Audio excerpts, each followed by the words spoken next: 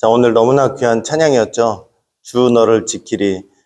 언제나 어디서나 아무 때나 주님께서 우리를 지켜주신다는 사실을 믿고 날마다 승리하는 신앙생활 하시기를 바라겠습니다. 자, 오늘은 출애굽기 9장 7절 말씀을 통해서 이스라엘 생축은 하나도 죽지 아니하였더라. 악질 재앙이에요. 이 내용에 대해서 오늘은 좀 나누도록 하겠습니다. 우리가 저번 주까지 이제 파리 재앙까지 알아봤습니다. 하나님께서 파리 때를 보내셨죠. 얼마나 괴롭고 고통스러운지 바로가 드디어 타협을 하기 시작했어요.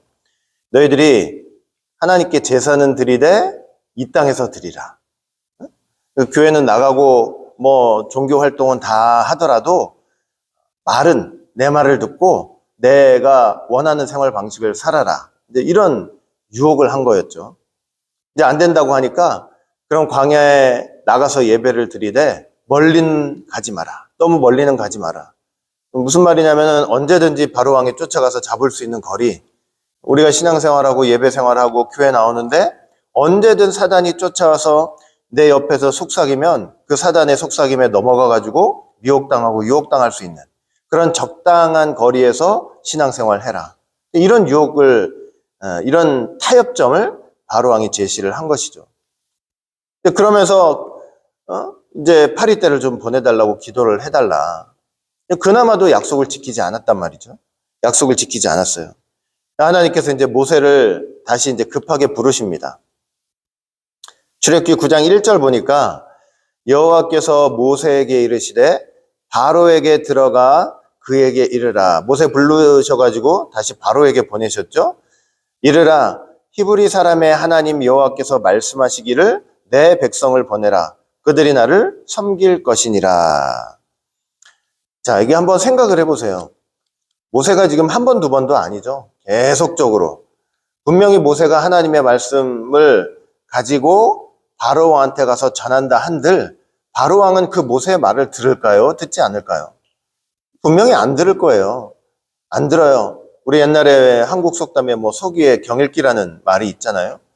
가가지고 무슨 말을 한들 절대로 바로왕은 들을 사람이 아니거든요. 벌써 몇 번을 경험을 했잖아요. 그럼 가가지고 하나님, 제가 지금 하나님 말씀 가가지고 또 전한다 한들 저 사람이 듣겠습니까? 이건 시간 낭비고 이건 노력 낭비고 꼭 이렇게까지 해야 되겠냐고. 그렇게 할 수 있지만 하나님의 사람 모세는 하나님께서 부르셔가지고 가라고 하시면 또 가는 거예요. 하나님의 사명자는요, 저 사람이 보나마나 뻔해요. 가가지고 전해봤자, 얘기해봤자 속이에 경일 것처럼 듣지도 않을 거고 마음문을 열지도 않을 것 같고 아무런 소용이 없을 것 같지만 그럼에도 불구하고 우리가 이 땅에서 숨을 쉬고 그 나라 가기 전까지는 어떻게 해야 되느냐. 그 바위 같은 사람한테도 날마다 가야 되는 거예요. 날마다 가서 하나님 말씀을 전해야 돼요.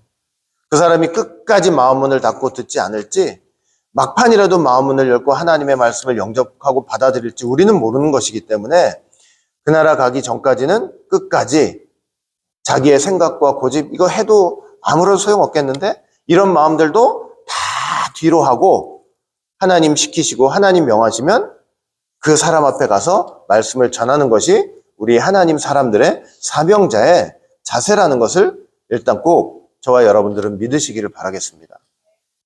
히브리 사람의 하나님 이렇게 설명을 하고 있죠. 저 하나님이라는 말이 히브리어로 엘로힘이에요. 엘로힘 어디서 많이 들어봤죠? 창세기 1장에 태초에 하나님이 천지를 창조하신다라고 말씀하셨을 때 그 하나님께서 바로 엘로힘이죠. 창조의 하나님이시고 능력의 하나님이세요. 그 이스라엘을 지금 출애굽시키시는 하나님은 단순히 히브리 사람의 하나님, 이스라엘 사람의 하나님만이 아니라는 것을 말씀을 하고 있는 거예요.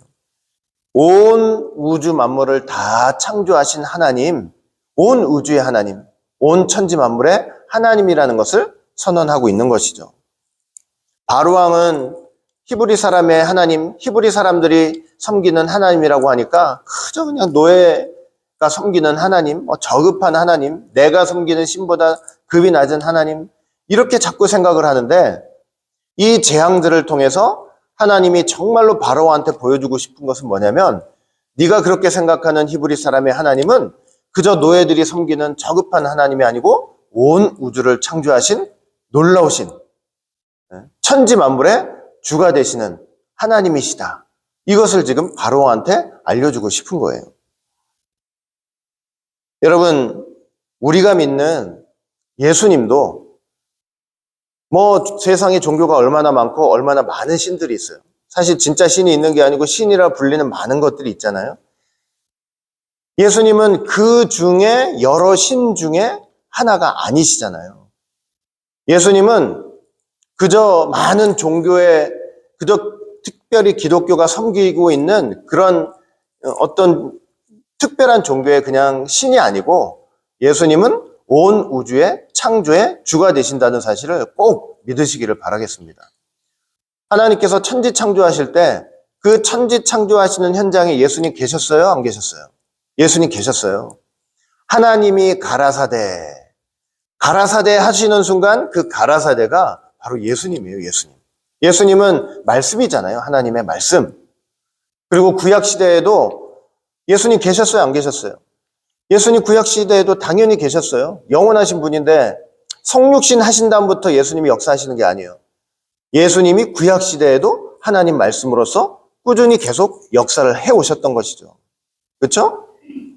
우리는 이 예수님이, 우리가 섬기는 예수님이 그냥 그 성육신 하신 다음 그때부터 역사하신 그런 하나님이 아니고 벌써 천지를 창조하실 때부터, 아니 그 이전부터 삼위일체 하나님으로서 영원토록 존재하고 계셨고 천지 창조를 하셨고 지금도 역사를 하시는 그런 놀라운 하나님인 것을 꼭 믿으시기를 바라겠습니다. 우리가 섬기는 하나님이 바로 그런 하나님이에요. 눈에 보이지 않지만 말씀하실 때 그 말씀과 함께 하시는 하나님이세요. 기억 꼭 하시길 바라겠습니다.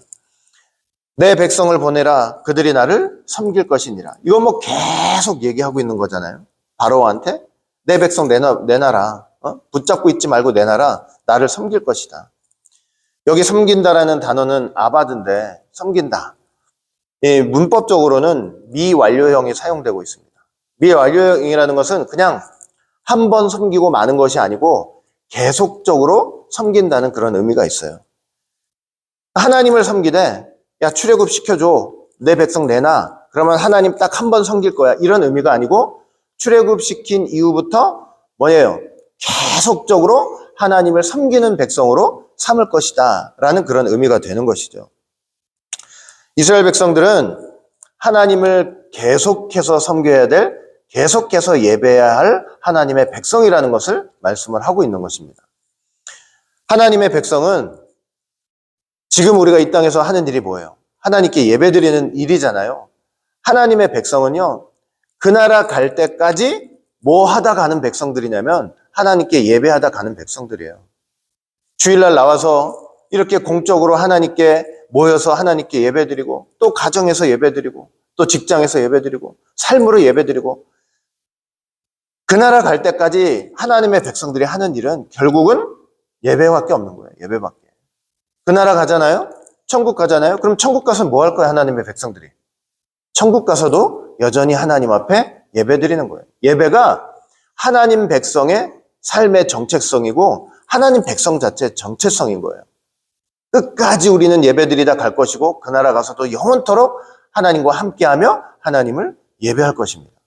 그 예배하는 백성으로서의 우리의 정체성을 잊지 않고 이 땅에서 잘 좀 살아나갔으면 좋겠어요. 두 번 2절 보면은 네가 만일 그들 보내기를 거절하고 억지로 잡아두면, 바로왕이 지금 계속적으로 마음이 완악해가지고 내보내지 않고 붙잡고 있잖아요. 계속 그렇게 잡아두면 3절 여호와의 손이 들에 있는 내 생축 곧 말과 나귀와 약대와 우양에게 더하리니 심한 악질이 있을 것이다. 이렇게 말씀을 해요. 자, 이 악질 재앙은 조금 특별한 면이 뭐냐면 하나님의 손이 직접 치시겠다고 말씀을 하고 있어요. 여러분, 지금까지는 재앙을 내리실 때 어떻게 하나님께서 하셨냐면 모세, 아론을 통해서, 그리고 그들이 들고 있었던 그 지팡이 있잖아요. 지팡이를 통해서. 지팡이를 가지고 하수를 치거나 땅을 치거나 하늘 향해 들거나 이러면서 재앙을 내리셨잖아요. 이 악질 재앙은 어떤 재앙이냐면 하나님의 손이 직접 치신 재앙이에요. 직접 치신 재앙. 무슨 특별한 어떤 행동을 가지고 한 게 아니었죠. 아침에 딱 일어났더니, 이렇게 예고하신 다음에 아침에 딱 일어났더니 그냥 애굽의 생축이, 가축이 다 죽어 있는 거예요. 심한 악질로 인해서. 하나님은요, 사실은 꼭 누구를 통해서 무엇을 가지고 일하시는 분이 아니죠. 근본적으로는. 오히려 누구를 통해서 일하신다고 할 때 거기에다가는 변명도 하고 거짓말도 다 할 수 있어요. 한번 생각해 보세요. 하나님이 모세를 붙잡고 일을 하시는데 바로왕이 모세 앞에서 별거 다 하잖아요. 거짓말도 하고 때로는 변명도 하고 때로는 타협도 하고. 그러나 하나님께서 직접 치신다고 할 때 하나님 앞에서 거짓말하고 이것저것 변명하고 타협하려고 하고 그런 게 하나님 앞에서는 전혀 통하지가 않는 거예요. 하나님이 온 우주 만물 창조하셨는데 이 온 우주 만물이 정말 한 치 오차도 없이 다 이렇게 운행을 하고 있는데 만약에 하나님이 큰 소리로 멈춰라 그렇게 한마디만 하시면 이 온 우주는 어떻게 되겠어요? 그냥 그 순간 운행이 멈추는 거예요. 거기에 무슨 타협을 하고 잠깐 내일 멈춰달라, 모레 멈춰달라, 기도해달라 이런 게 어디 있어요? 하나님이 순간 소리를 치시면 온 우주는 그 순간 멈추는 거예요. 이사야 48장 13절 보니까 과연 내 손이 땅의 기초를 정하였고 내 오른손이 하늘에 폈나니 내가 부르면 천지가 일제히 서느니라 이렇게 말씀을 하고 있죠. 우리 오장육부도 마찬가지죠. 여러분 심장이 막 저절로 지금 뛰고 있잖아요. 뛰고 있어가지고 온몸에 피가 이렇게 돌고 있는데 이 피의 운행도 마찬가지예요. 하나님께서 한번 멈춰라 그러면은 그 순간 거기에 무슨 이유도 없고 핑계도 없고 나중에 그런 게 어디 있어요. 그 순간 그 운행이 다 멈추게 돼 있는 거예요.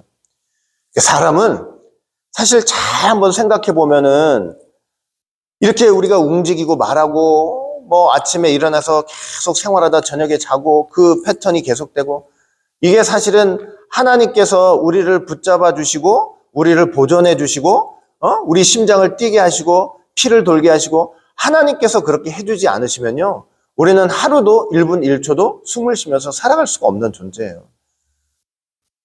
우리가 무슨 하나님께 도움을 받고 사냐 이러지만은 눈 떠서 일어나가지고 숨 쉬면서부터 행하는 모든 일에 어떤 것에도 하나님의 도움을 받고 사는 거예요. 한순간도 하나님의 도움 없이는 살 수가 없어요.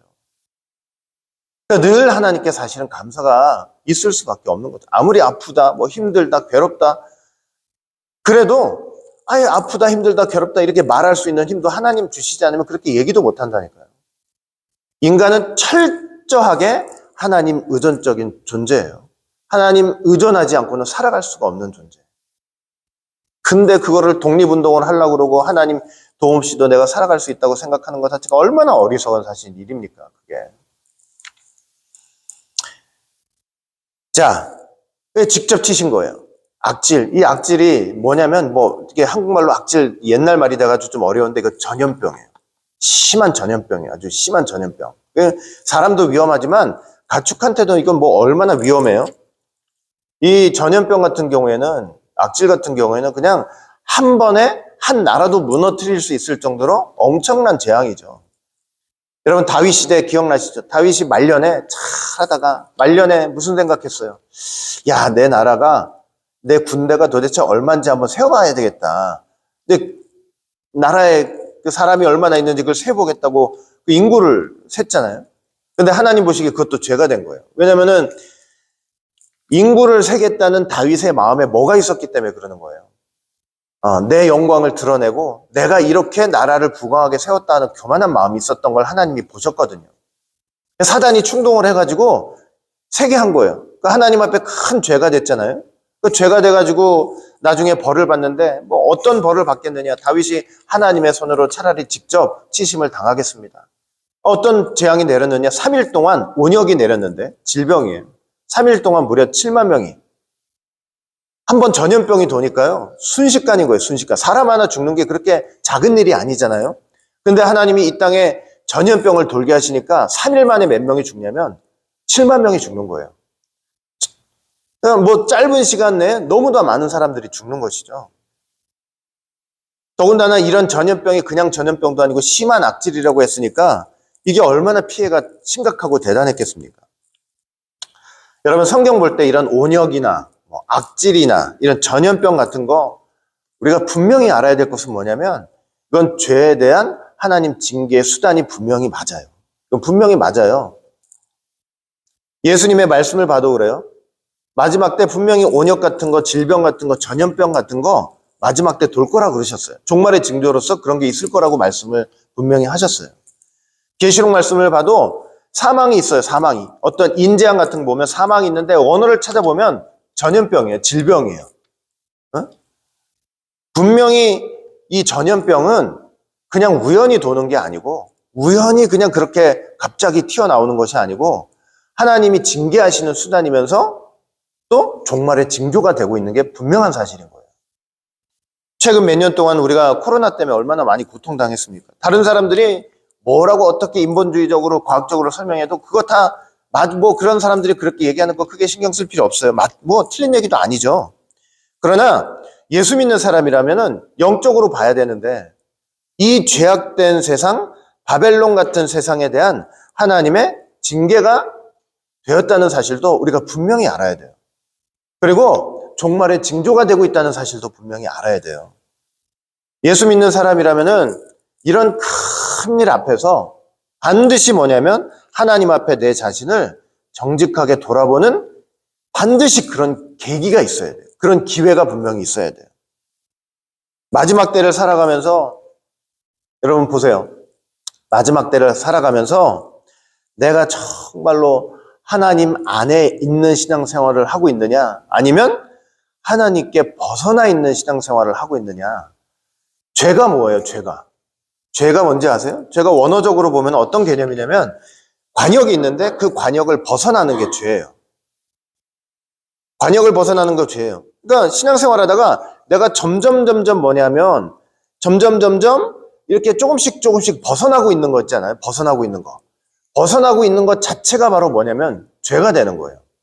잘 모르죠. 벗어나고 있는지 안 벗어나고 있는지 잘 모를 수가 있어요. 그러나 에스겔서 보면 어떻게 되어 있는지 아세요?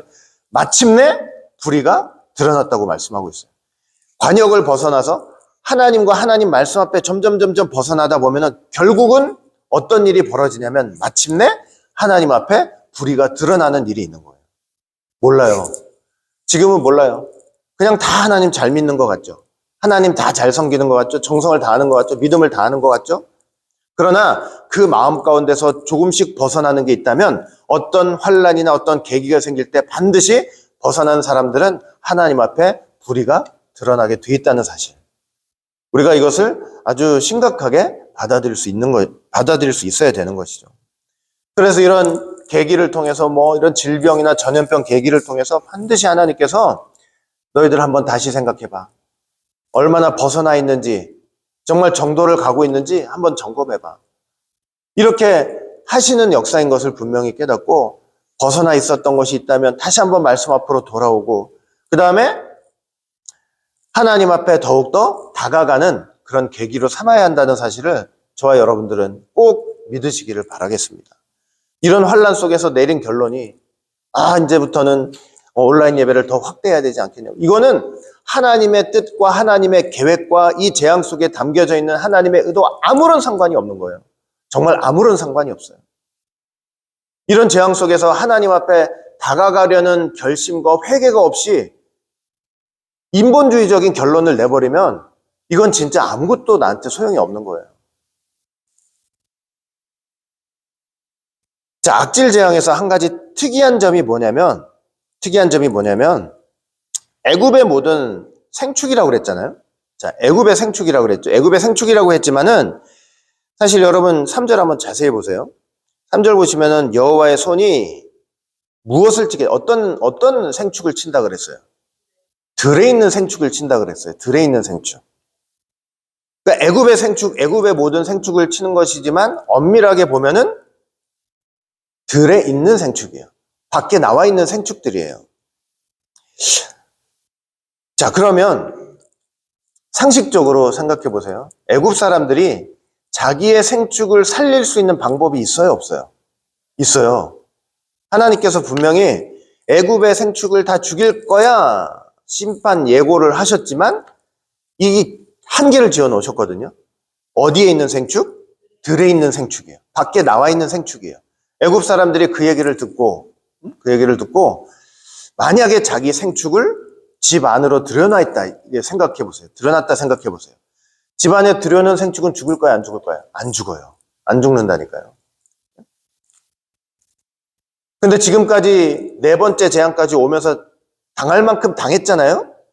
모세를 통해서 선포된 하나님 말씀에 하나도 오차도 없이 하나도 어긋남 없이 다 성취된 걸 자기 눈으로 봤잖아요. 그러면 좀 정상적이고 그걸 보면서 깨달은 사람이라면은 이 예언이 나오면 어떻게 하는 게 맞아요? 저와 여러분들 같으면 어떻게 했겠어요?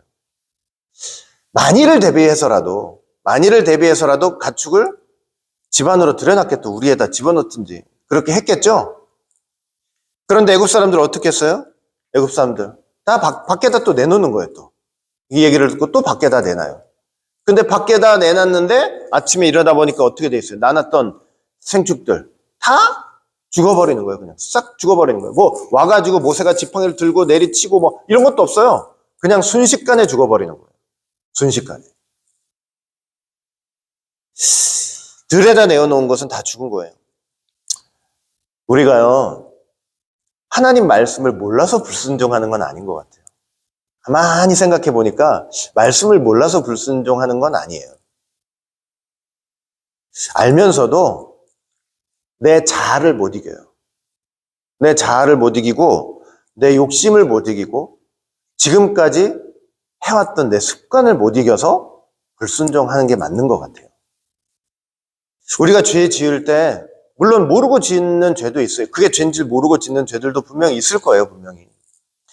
있지만 대부분 솔직히 저나 여러분들 신앙 양심이 있잖아요. 하나님이 예수님 믿게 하셔가지고 우리 안에 그 썩어져가는 부패한 양심 가운데서 새로운 생명의 양심, 신앙의 양심을 심어주셨잖아요. 예수 믿고. 그 신앙 양심으로 가만히 한번 생각해 보세요. 여러분만 생각하라는 얘기가 아니고 저도 마찬가지예요. 죄 지을 때 여러분들이나 저나 죄 지을 때 죄인 줄 모르고 죄를 져요? 죄인 줄 알면서도 짓든가요? 그냥 죄인 줄 알면서도 짓는 거예요. 이거나 똑같은 거예요. 밖에 내놓으면 너 생축 다 죽을 거야. 들었어요, 분명히? 그런데도 우리 뭐 하고 있는 거예요? 밖에다 생축을 내놓고 있는 거예요. 참 얼마나 어리석어요. 근데 참 이렇게 간단히 얘기하면 참 어리석은데 우리가 삶의 문제로 부딪힐 땐 참 크게 힘든 문제인 거예요, 이게. 애굽 사람들 저 바보 같은 인간들이 이러지만은 우리가 맨날 하고 있는 일이 그거예요. 나가면 죽는다 하는데 계속 내놓고 있는 거야, 계속 밖에다. 우리에게 있는 이 영적 싸움이라는 게 여러분 그래서 쉽게 보시면 안 되는 거예요. 이거 쉬운 싸움이 아니에요. 쉬운 싸움 아니에요. 응? 그냥 눈에 보이면 가축이면 좋죠. 눈에 보이는 가축이면. 차라리 쉽지. 응? 우리의 영적 싸움은요. 사실은 우리 안에 있는 옛사람과의 싸움이에요. 옛사람과의 싸움. 이게 이렇게 힘든 거예요. 옛사람과의 싸움. 마치 다윗과 골리앗 싸움과 같은 거예요. 비교도 안 돼 보이는 싸움이에요. 다윗이 어떻게 이겼어요? 이길 때. 에? 하나님의 이름, 만군의 여호와 이름으로 나갔죠.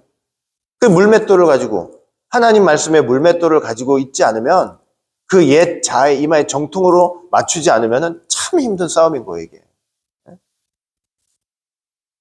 하나님께 간절히 기도하면서 정말 말씀대로 행할 수 있는 힘과 능력을 좀 달라고 기도하고 성령님, 나 알면서도 자꾸 곁길로 가게 됩니다. 자꾸 곁길로 가게 돼요.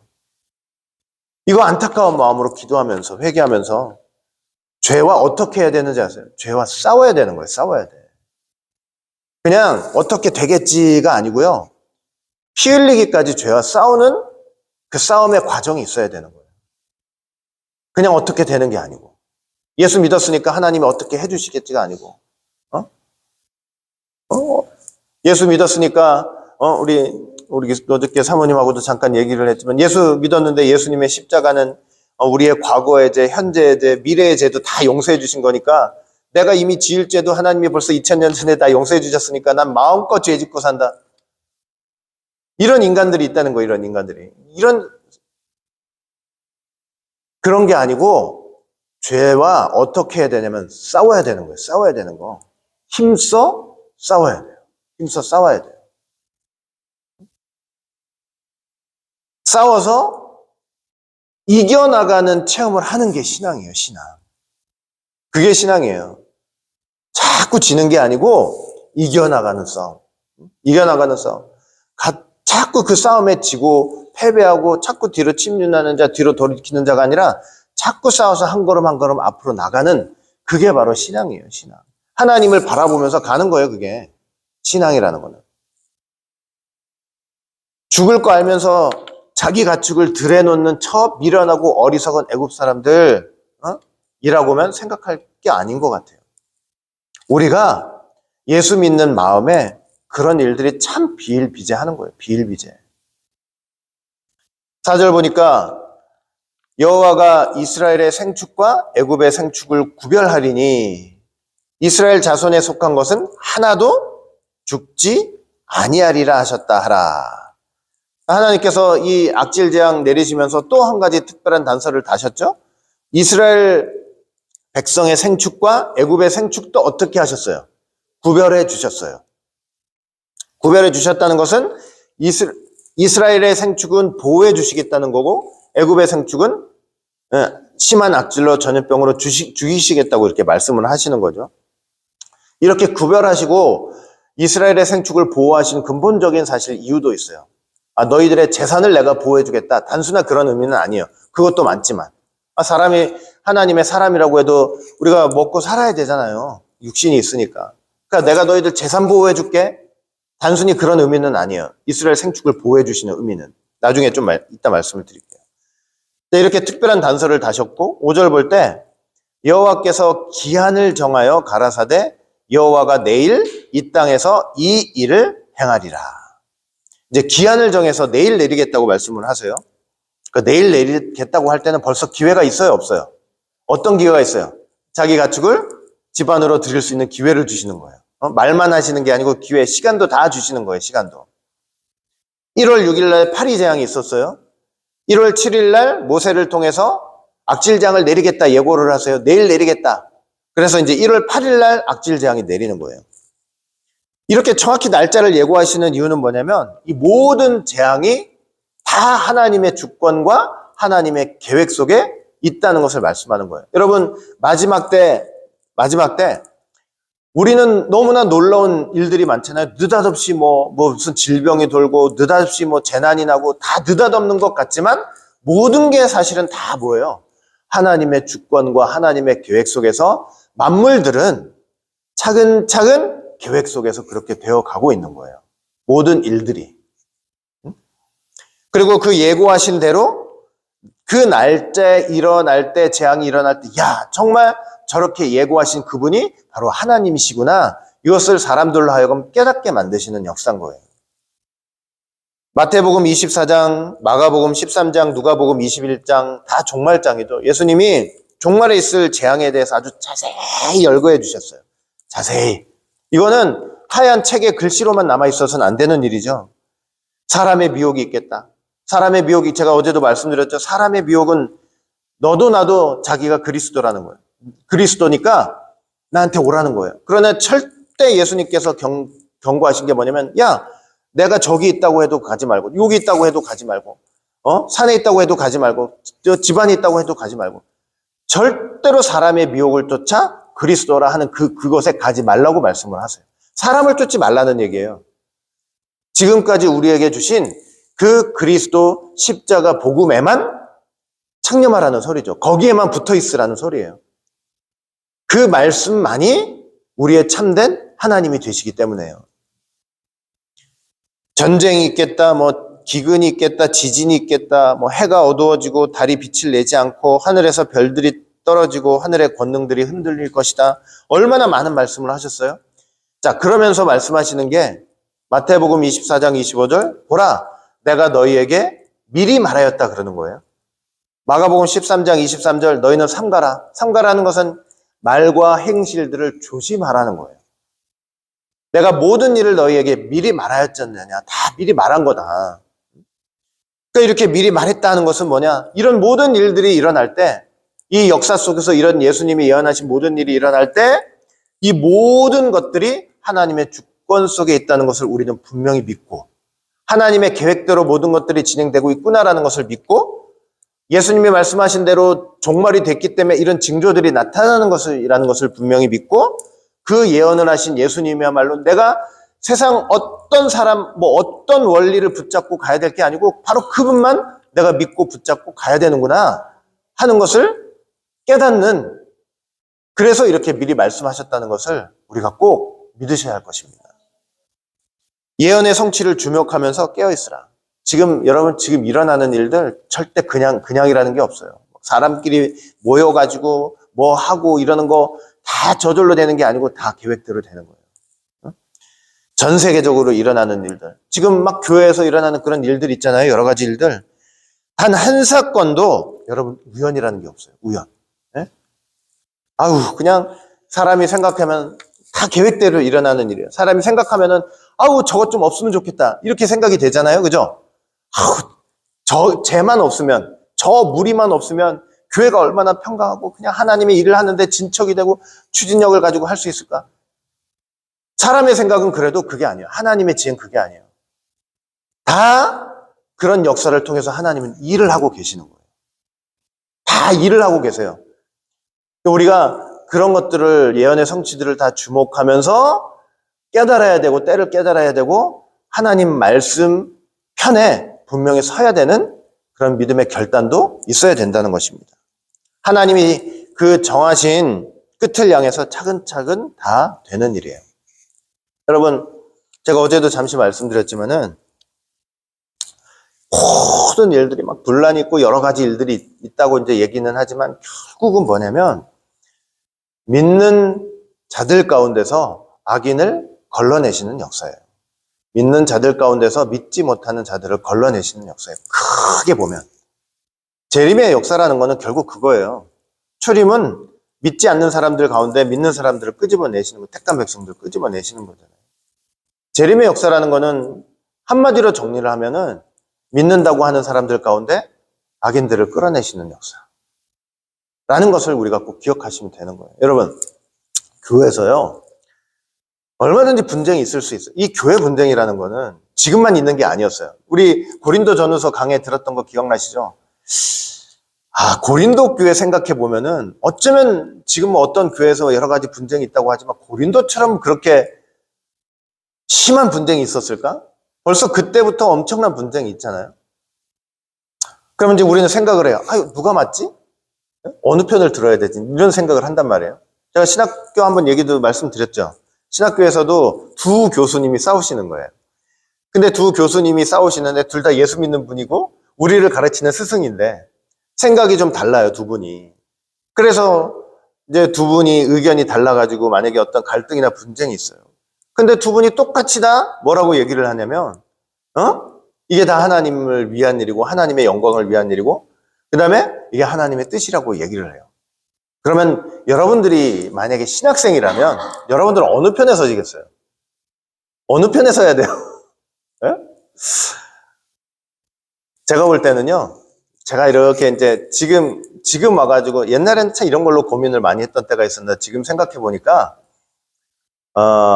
둘은 서로 간에 원수라고 생각할지 모르지만 쟤만 없으면 하나님의 뜻이 더 잘 쭉쭉 뻗어나갈까라고 생각할 수 있지만 지금 제가 이렇게 생각해 보니까 하나님은 이 사람을 통해서도 일하시고 이 사람을 통해서도 일하시는 거예요. 어느 편이 돼가지고 서로 싸운다고는 하지만 하나님은 두 사람 다 통해서 일을 하시는 거라고 저는 생각을 해요. 그렇죠? 원수가 아니에요. 그래서 본질적으로는 원수가 되면 안 되는 거예요. 서로 의견이 달라서 싸울 수는 있지만 이 원수가 되면 안 돼요. 원수가 되면. 하나님은 둘 다를 통해서 일하시니까. 근데 이것까지는 괜찮단 말이에요. 이것까지는 괜찮은데 이게 어디까지 나가버리면 안 되냐면 둘 가운데 싸움과 분쟁과 다툼으로써 그냥 끝날 수 있고 거기서 싸워가지고 어떤 결론을 도출하든지 아니면 더 뭐 자기만의 좋은 방법을 가지고 각자 일하든지 이래야 되는데 둘 간에 싸우면서 어떤 한편이 자기 목적을 끝끝내 이루기 위해서 만약에 진리에 도전하는 단계까지 가버리면 그때는 그건 하나님의 원수가 될 수 있어요. 제 말 이해되세요? 분쟁은 있을 수 있단 말이에요. 둘 간에 싸울 수 있어요. 그러나 어디까지 나가버리면 안 된다고요? 자기 목적을 이루기 위해서 진리를 거스리는 자리까지 나가버리면 이건 진리의 원수가 될 수 있어요. 제가 어제 말씀드렸죠? 성전의 주인이 성도다. 자기 목적을 이루기 위해서, 상대방을 방해하기 위해서, 성전에 가서 성도들이 막 그러는 거를 가지고 그거를 합리화시키기 위해서 성전의 주인이 성도다? 이런 얘기를 하기 시작하면은 그건 뭐가 되냐면 이건 이제 둘 간의 싸움으로 끝나지가 않는 거예요. 둘 간의 싸움 이상이 돼버리는 거예요. 이거는 엄연히 성경의 진리와 성경 말씀에 위배되기 시작하는 거고 이건 진리의 원수가 되기 시작하는 거예요. 이러면 되겠어요? 안 되겠어요? 자기 목적을 달성하기 위해 진리까지 거스리는 말을 함부로 하기 시작하면 그때부터는 그거는 큰 문제가 되는 거예요. 그때부터는 여러분 그렇게 말한 영혼을 위해서 간절히 기도하셔야 돼요. 제발 회개할 수 있도록. 저렇게 말하는 거 분명히 자기 양심이 알 텐데 자기 목적을 위해서라면 저렇게까지 하나님의 진리마저도 그냥 무서움 없이 저렇게 얘기할 수 있는 거, 거스릴 수 있는 거 제발 용서해 달라고. 여러분 꼭 깨닫고 회개하게 해달라고 여러분 간절히 기도하시는 게 맞아요. 그리고 거기에 동의하시면 돼요, 안 돼요? 절대로 동의하시면 안 되는 거예요. 거기에는 동의하시면 안 돼요. 왜냐? 이건 진리의 원수거든. 어디에 성전의 주인이 성도라는 얘기가 어디에 나와 있어요? 뭐 민주주의, 세상 민주주의 얘기하고 싶어서 그래요? 그게 아니잖아요. 응? 그죠? 그러니까 이런 얘기가 나오면 여러분들이나 저나 다 어떻게 해야 되냐. 이런 게 딱 나오기 시작하면은 우리는 무조건 산으로 도망가야 되는데 그 산이라는 게 뭐라고요? 하나님 말씀이에요. 그 말씀 뭐예요? 성전의 주인은 하나님이시다. 그 말씀으로 무조건 도망가야 돼요. 그 말씀으로 도망가는 거예요. 그러니까 누구 편으로 도망가라는 소리가 아니고 말씀으로 딱 도망가야 돼요. 거기 계속 거해야 돼요. 그래야만 그 말씀에 거하는 하나님의 백성에게 하나님의 인도와 보호가 충만히 임할 줄을 믿으시기를 바라겠습니다. 그러니까 진리를 거스려서 말하는 어떤 사람도 어떤 사람에게도 여러분들이 동의하시면 안 되고 거기를 향해 가시면 안 되는 거예요. 아셨죠? 6절 이튿날에 여호와께서 이 일을 행하시니 애굽의 모든 생축은 죽었으나 이스라엘 자손의 생축은 하나도 죽지 아니한지라. 이튿날 이제 예고하신 그 다음 날 하나님께서 이 일을 행하셨다. 하나님의 신실하심이죠. 하나님은 말하고 나서 안 하시는 게 없어요. 농담하시는 게 없어요. 아이고 해볼까? 나중에 아이고 농담이었어. 이런 게 없어요. 사람은 그래도. 민수기 23장 19절 볼 때 하나님은 인생이 아니시니 시건치 않으신대요. 시건치 않는다는 건 뭐냐면 거짓말하지 않으신다는 거예요. 인자가 아니시니 후회가 없으시도다. 어찌 그 말씀하신 바를 행치 않으시며 하신 말씀을 실행치 않으시랴. 하나님은 자신이 약속하신 말씀을 반드시 이루시는 분이에요. 들에 있던 애굽의 생축은 다 어떻게 됐어요? 전부 죽었어요. 지금 애굽의 생축이라고 이렇게 표현은 했지만 애굽의 생축, 그러나 이 애굽의 생축 모든 생축이라고 했지만 엄밀하게 말하면 들에 있던 애굽의 모든 생축은 다 죽은 거예요. 다 죽었죠? 반면에 이스라엘 자손의 생축은 죽었어요, 안 왔어요? 하나도 죽지 않았어요. 하나도 죽지 않았죠. 여러분 1월 8일 날 이 악질 재앙이 있었단 말이에요. 이렇게 1월 8일 날 이 악질 재앙에서 이스라엘 생축이 하나도 죽지 않았기 때문에 뭘 할 수 있었는지 아세요? 뭘 할 수 있었냐면 이스라엘 백성들이 1월 10일 날 유월절을 위한 어린 양을 준비할 수 있었어요. 만약에 1월 8일 날 이스라엘 생축이 다 죽었다고 생각해 보세요. 그 어린 양을 준비할 수 있어요, 없어요? 없어요. 유월절 규례가 뭐냐면 유월절 규례가 출애굽기 12장 3절 볼 때 너희는 이스라엘 회중에게 고하여 이르라. 이달 열흘, 이게 언제냐면 1월 10일이에요. 너희 메인이 각 사람이 어린 양을 취할지니 각 가족대로 그 식구를 위하여 어린 양을 취하되, 이렇게 말씀하고 있죠. 1월 10일부터 어린 양을 준비하는 거예요. 원래 이 양을 잡는 날은 언제예요? 1월 14일 저녁이에요. 그게 이제 6월절 규례가 됐잖아요. 근데 그 잡기 전에, 나흘 전에 이미 어린 양은 준비를 해놓고 있어야 돼요. 1월 10일부터 준비를 해가지고 사흘 동안, 나흘 동안 뭐 하는 거예요? 그 어린 양에 흠이 있는지 없는지를 다 검사를 하는 거예요. 흠이 없어야 되기 때문에. 다 검사해서 1월 14일 날 저녁 때 해질 때 그 어린 양을 잡아가지고 6월절 하는 거예요. 그 잡아가지고 피는 어떻게 해요? 피는 그 집 문 설주와 임방에다 딱 바르고, 그 안에서는 뭐예요? 어린 양의 고기를 무교병과 쓴 나물과 함께 먹어야 되는 거죠. 우리의 신앙의 모습이에요. 우리 입술에는, 집의 문이 우리의 입술, 우리 입술의 고백에는 주 예수 그리스도의 십자가 보혈이 고백돼야 되고, 안에서는 뭐 하고 있어야 돼요? 날마다 하늘 양식, 하늘 양식을 먹어야 되는 과정이 있는 거고. 알겠죠? 근데 뭐랑 같이 먹으래? 무교병, 누룩이 없는 떡이, 누룩이 없는 떡. 쓴나물은 뭐예요? 고생이에요, 고생. 하나님 말씀 듣고 하나님 말씀을 먹으면서 정말 누룩 없는 떡을 먹어야 되고, 또 그 말씀을 먹고 그 말씀 안에서 신앙생활하는 게 역시 고난과 고생의 길이라는 것을 보여주는 거죠. 그러니까 이렇게 1월 8일 날 애굽의 생축이 다 죽는 동안 하나님께서 이스라엘 자손의 생축을 보호하신 이유 중에 또 하나가 뭐냐면, 재산권 보호도 있지만 중요한 이유 중에 하나가 뭐냐면, 이 6월절 제사를 위해서 하나님께서 이스라엘 생축을 보호해 주시는 거예요. 그리고 6월절 제사만이 아니죠. 앞으로 광야에 나가서 하나님이 시내산에서 각종 제사 규례를 말씀을 하시는데, 제사 드릴 때마다 뭐가 필요해요? 생축이 다 필요하잖아요. 그러니 그 제사를 위한 생축들을 위해서 제사들을 다 보호해 주시는 거예요. 이해되죠? 그러니까 하나님께서 자기 백성의 소유물도 다 보호해 주세요. 첫째는 이 땅에서 잘 먹고 살아야 되니까. 그러나 가장 중요하고 근본적인 목적은 뭐예요?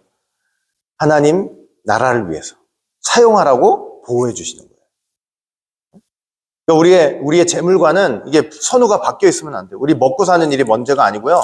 하나님 나라를 위한 일이 먼저예요. 하나님이 그것 때문에 보호해 주신다니까요, 우리 재산을. 그러니까 기도할 때마다 여러분, 저는 항상 기도해요.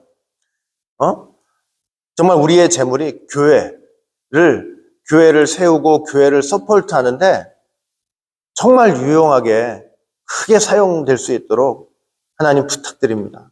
잘 되게 도와주세요. 그 다음에 우리 가정을 서포트 하는데, 제가 이런 기도를 몇 년을 해와요. 지금까지 몇 년 동안 해왔어요. 그런데 나 먼저 잘 먹게 잘 살게 해준 다음에, 그 다음에 남은 돈 갖고 교회 어떻게 잘 해주겠어요. 이런 기도를 했다면 하나님께서 저는 복을 주시지 않았다고 생각해요. 먼저 하나님 나라를 위해서 기도하고 그 기도를 몇 년간 끊임없이 이렇게 하다 보니까 저는 우리 가정에 하나님께서 복을 주신다고 생각해요. 여러분 가정에도 그런 복이 충만히 임하시기를 주의 이름으로 간절히 축원을 드리겠습니다. 7절, 바로가 보내어 본즉 이스라엘 생축은 하나도 죽지 아니하였더라. 그러나 바로의 마음이 완강하여 백성을 보내지 아니하니라. 이제 바로가 친아들 시켜가지고 진짜 고센 땅에 있는 이스라엘 백성들의 가축이 안 죽었는지 확인했잖아요. 확인하러 보냈어요. 근데 안 죽었다는 사실을 확인하자마자 또 어떻게 해요? 마음이 완강해가지고 백성을 보내지 않았다. 하나님의 은혜가 없는 마음의 비참한 실상이에요. 비참한 실상. 아무리 눈으로 보고 아무리 귀로 들어도 절대로 마음을 돌이키지 않는 것이죠. 우리는 제가 늘 말씀드리지만 여러분 말씀 들을 때 꼭 이 기도를 잊지 마세요. 성령님, 말씀을 듣는 제 마음을 제발 부드럽게 해주십시오. 그렇게 하는 기도를 꼭 잊지 마세요. 부드럽게. 그냥 말씀이 와가지고 퉁 이렇게 튕겨나가지 않게. 퉁 튕겨나가지 않게. 근데 왜 튕겨나가요? 여러분 이게 겪어보니까 아실 거 아니에요? 말씀이 들어왔는데, 귀로 딱 들어왔는데 마음에서 퉁 튕겨나가는 이유가 뭔 것 같아요? 이건 제가 옆에서 이렇게 말씀 안 드려도 여러분들이 다 각자 아실 것 같아요. 왜 퉁 튕겨나가요? 네, 내 고집도 있고, 내 생각에도 안 맞고, 내 상황에도 안 되고, 그리고 말씀 듣기도 싫고, 순종하기도 싫고, 저렇게 하다 보면 괴롭고, 내가 하는 삶에 이 걸림돌이 되는 것 같고, 방해가 되는 것 같고, 오만 이유가 많아요, 오만 이유가. 그게 다 땅한 바닥이 돼가지고, 귀로는 듣는데 마음속 퉁퉁퉁퉁퉁퉁, 그냥 씨가 쑥쑥 들어가야 되는데 다 튕겨나가는 거 말씀이 다 튕겨나가요. 아마 여러분들이나 저나 왜 말씀이 내 안에서 튕겨나가는지 아마 각자만의 이유가 다 있을 것 같아요. 각자만의. 근데 그 이유를 누구보다 각자 자신이 잘 알고 있으니까 그 각자 그 이유를 가지고 하나님께 기도하면서 제발 그런 면에서 내 마음이 돌덩이처럼 돼가지고 말씀이 튕겨나가지 않도록 여러분들이 꼭 기도하시길 바라겠습니다. 그래서 마음에 쫙 말씀이 그냥 비가 내려가지고 땅에 탁 스며들듯이 쫙 이른 비 늦은 비처럼 쫙 내 마음에 스며들 수 있도록 그렇게 해달라고 꼭 기도하세요. 그리고 제가 늘 말씀드리지만은 하나님 말씀 순종은 어떻게 해야 되느냐? 순종은 말씀 듣고 마음에 결심하면서 그래 이제 내일부터 해야지 이게 아니고요. 하나님이 제가 어제도 말씀드렸죠. 하나님이 우리를 언제 도와주시냐면은 머리로 받아가지고 이제 결심하면서 자 내일부터 요이 땅 요때 도와주시는 게 아니고 말씀 받아서 참 어렵고 안 되는 상황이 있는데 안 되는 상황에도 불구하고 그 순종을 향해서 한 발짝 내밀 때 순종을 향해서 우리가 한 걸음 딱 내밀 때 그 내미는 첫 걸음부터 하나님 도와주세요. 제 말 이해되세요? 안 되세요? 그러니까 그걸 체험하면서 가야 돼요. 힘들고 어려워도 순종의 한 걸음을 걸어 나갈 때 그때 하나님께서 그 모든 것들을 헤쳐나갈 수 있는 힘과 의지와 용기를 다 주시는 거예요. 그러니까 뭐냐? 마음의 결심으로 끝나는 게 아니고 행함으로. 길을 가면서 하나님께서 도와주시는 그런 은혜를 가지고 살아가는 여러분들이 다 되었으면 좋겠습니다. 우리는 마음은 활짝 열고 하나님 말씀 받아서 하나님의 뜻을 이루며 사는 귀한 성도들이 되시기를 주의 이름으로 간절히 축원을 드리겠습니다. 기도합니다. 사랑과 은혜가 풍성하신 아버지 하나님, 오늘도 이렇게 귀하고 복된 시간을 통해서 하나님 은혜 가운데 귀한 말씀 듣게 하여 주시니 진심으로 감사드립니다. 분명히 들에 가축을 내놓으면 하나님의 손으로 심한 악질로 전염병으로 죽는다고 경고를 받았음에도 불구하고 내놨다가 그 가축을 잃은 사람들이 얼마나 많이 있었습니까?